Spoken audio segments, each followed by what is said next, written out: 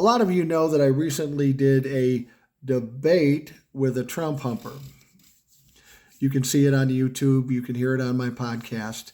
But as I think about this was really not a debate because I'm dealing with somebody, like all the Trumplafucks, don't deal in fact, don't deal in truth, don't understand rule of law. They just spew conspiracy theories and opinion and conjecture and all that sort of stuff. You can't have a debate if one side isn't dealing with facts, and that's what happened pretty much in this debate.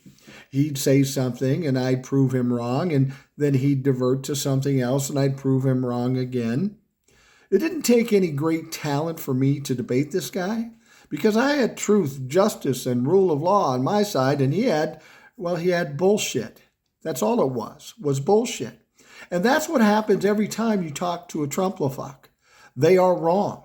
They are on the wrong side of history, and they can't support that with anything they have. I got to be honest, it was a very unsatisfying experience. As much as I really wanted to do it, as much as I wanted to get it off my chest, I don't know that I accomplished anything except for exposing this guy for being as dumb as he is. But he's like every other Trumplafuck, so I'd have a lot of debates in order to expose these people for who they are. And the fact is those people that are Trumplafucks that listened probably think the motherfucker won. He probably thinks he won, but I don't really care. That's why when I do what I do on TikTok, I don't really deal with Trumplafucks too much. I'm more about dealing with the positive. I can't educate a Trumplafuck because they're unwilling or incapable of learning.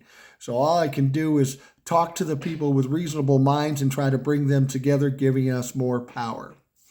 That debate was interesting.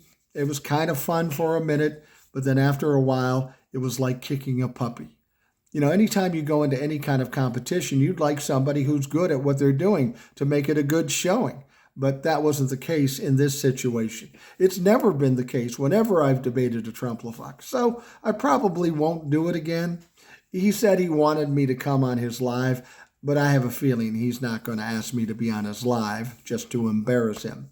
Anyhow, I appreciate all the people that watch the debate or listen to the debate.